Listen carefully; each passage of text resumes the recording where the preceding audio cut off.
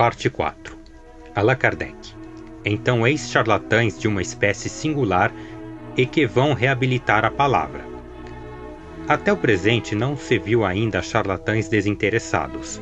Se algum brincalhão maldoso quis se divertir uma vez por acaso, segue-se que as outras pessoas sejam cúmplices de fraude?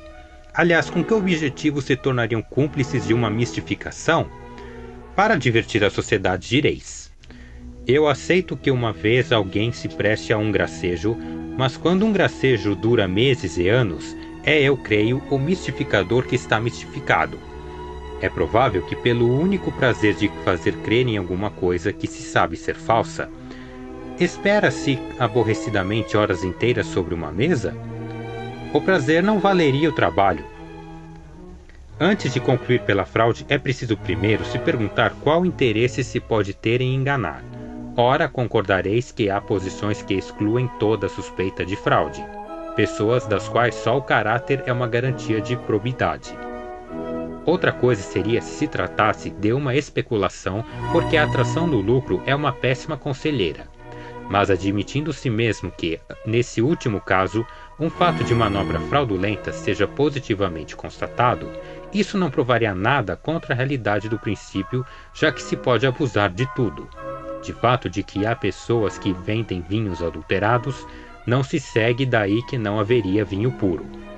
O espiritismo não é mais responsável pelos que abusam desse nome e o exploram, do que a ciência médica não é pelos charlatães que vendem suas drogas, nem a religião pelos sacerdotes que abusam do seu ministério. O espiritismo, pela sua novidade e pela sua própria natureza, devia prestar-se a abuso, mas ele dá os meios de os reconhecer, definindo claramente seu verdadeiro caráter e recusando qualquer solidariedade com aqueles que o exploram ou o desviam de seu objetivo exclusivamente moral para fazer dele um ofício, um instrumento de adivinhação ou de procuras fúteis. Desde que o próprio espiritismo traça os limites nos quais ele se contém, preciso o que ele diz e o que não diz, o que ele pode e o que não pode, o que está ou não está em suas atribuições, o que ele aceita e o que repudia. O erro está naqueles que, não se dando ao trabalho de o estudar, julgam-no sobre as aparências, que porque encontraram saltimbanco usando o nome de espíritas, para atrair os que passam, dirão gravemente: eis o que é o espiritismo. Sobre o que em definitivo recai o ridículo? Não é sobre o saltimbanco que faz o seu trabalho, nem sobre o espiritismo cuja doutrina escrita desmente semelhantes assertivas, mas sobre os críticos convictos de falarem daquilo que não sabem ou de alterarem conscientemente a verdade. Aqueles que atribuem ao espiritismo o que está contra sua própria essência, o fazem ou por ignorância ou deliberadamente. No primeiro caso é por leviandade, no segundo é por má-fé. Neste último caso, se assemelharam a certos historiadores que alteram os fatos históricos do interesse de um partido ou de uma opinião. Um partido se desacredita sempre pelo emprego de semelhantes meios e falta um objetivo. Notai bem, senhor, que eu não pretendo que a crítica deva necessariamente aprovar nossas ideias, mesmo depois de as ter estudado. Não censuramos de modo algum daqueles que não pensam como nós. O que é evidente para nós pode não ser para todo mundo.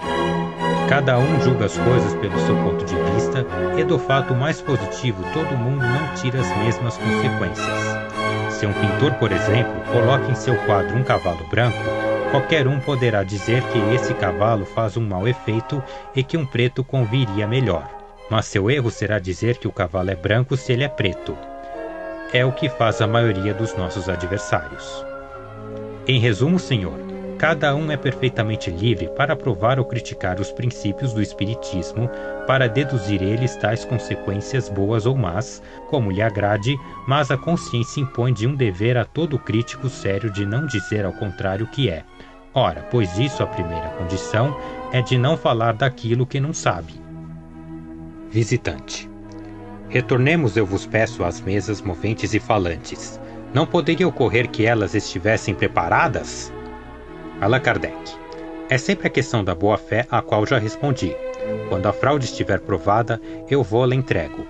Se vós assinalardes fatos confirmados de fraude, de charlatanismo, de exploração ou de abuso de confiança, eu os entrego à vossa fustigação, vos declarando de antemão que não lhes tomarei a defesa, porque o espiritismo sério é o primeiro a repudiá-los, e mencionar os abusos é ajudar a preveni-los e prestar-lhes serviço.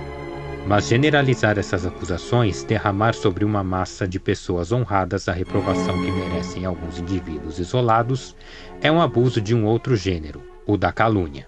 Admitindo, como vós os dizeis, que as mesas estivessem preparadas, seria preciso um mecanismo bem engenhoso para fazer executar movimentos e ruídos tão variados. Como não se esquece ainda o nome do hábil fabricante que as confecciona? No entanto, ele deveria ter uma enorme celebridade, uma vez que seus aparelhos estão espalhados nas 5 partes do mundo. É preciso convir também que seu procedimento é bem sutil, uma vez que se pode adaptar à primeira mesa encontrada sem nenhum sinal exterior. Porque desde Tertuliano, que ele também falou das mesas girantes e falantes, até o presente ninguém pode ver o mecanismo, nem descrevê-los? Visitante. Eis o que vos engana. Um célebre cirurgião reconheceu que certas pessoas podem, pela contração de um músculo da perna, produzir um ruído parecido com o que vós atribuís à mesa, de onde ele concluiu que vossos médiuns se divertem às custas da credulidade.